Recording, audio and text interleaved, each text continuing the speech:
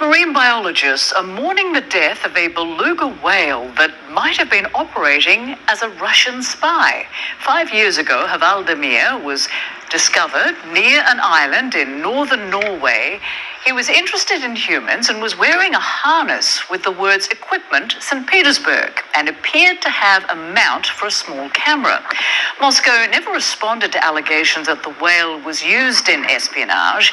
A marine NGO says Havaldemir was not just a whale, but a beacon of hope and a reminder of the strong bond between humans and nature. This is a pretty sad story out there for animal lovers, and just in general, honestly, man. But the whole Russian spy thing is pretty mind-blowing. I'm trying to wrap my mind around this and figure out what the deal really is. Comment if you have heard of this Vladimir whale before, if you've heard of spy animals. Apparently back during the Cold War, the US and Russia both, experimented with having animals on the squad as spies and involved in espionage and going deep diving, trying to retrieve underwater objects. I don't know if they carried messages like them, the messenger pigeons.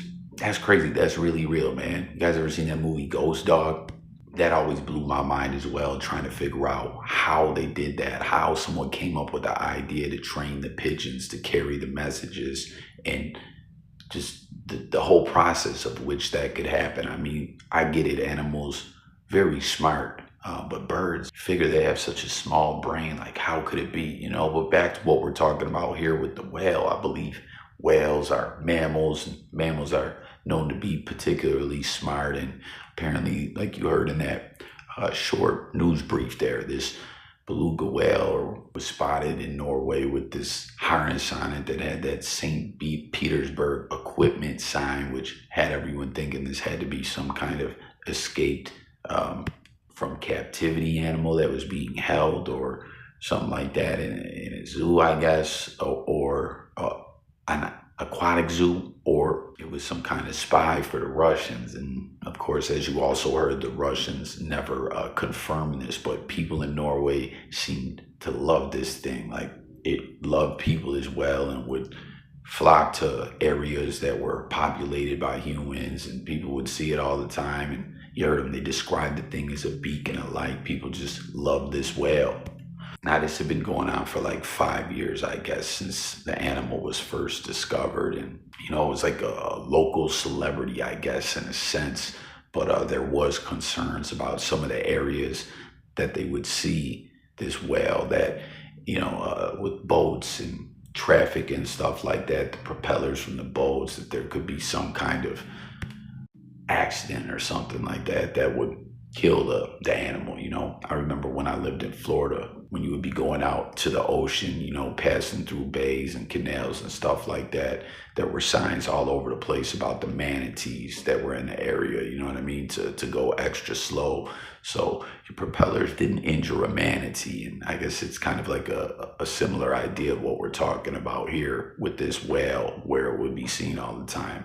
They feared something like this could happen, and ultimately it only had superficial injuries to the body, you know what I mean? And the person who found this Vladimir whale, which ain't that a funny name, right? I guess Havel or whatever is Norwegian for whale or something like that. And Vladimir, obviously, we know the significance of that name when it comes to Russia and spies and things of that nature. Dude who found the whale was purely heartbroken, and they're going as far to have an autopsy in a proper, I don't know if burial, but they're just trying to, respect the animal and, give it its final moments and put it to rest with dignity and love. And you got to respect that. But there will be a full autopsy to figure out the cause of death and all that. So R.I.P. Vladimir.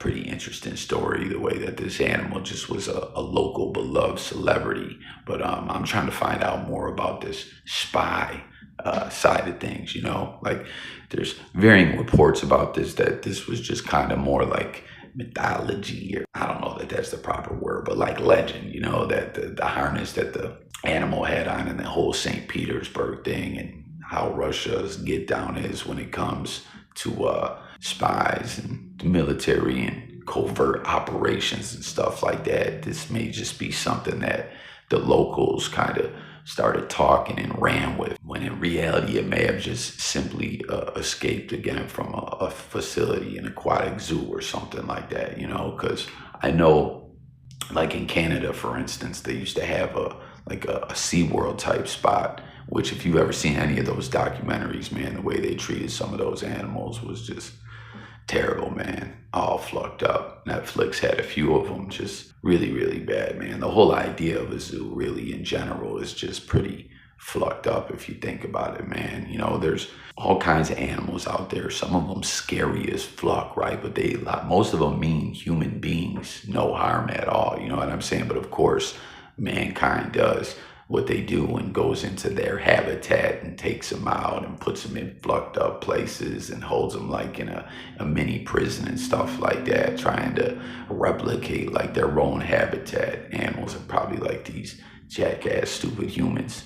I get maybe in some instances if an animal is endangered or something like that, or they find animals that are hurt, keeping it in a facility or whatever to nurse it back to health, or to breed the animals' numbers back up and then release them back out into the wild. That's one thing, but to just purely keep animals held in captivity, like it's pretty messed up, man. It's messed up, period. But some of these animals being so intelligent and whatnot, it's even more cruel. But getting back to what I was saying, some of those like facilities like that were like aquatic zoos were outdoor, with just kind of being kept in by a net and stuff like that. And I'm sure they have something like that out there in Russia, Norway, and stuff like that. Maybe the thing just escaped the whole St. Petersburg note that the animal was carrying. Like, I don't know. I can't find out too much about this. It's pretty intriguing to me. Could an animal really be a Russian spy? Or was that just like the local legend around this beloved animal that the whole area and country is in mourning about right now? I don't know. We'll have to wait and see. Tap in, comment, let me know what you think. Stay tuned for updates. It's Coffee, talking music, news, sports, and more. I'm out of here.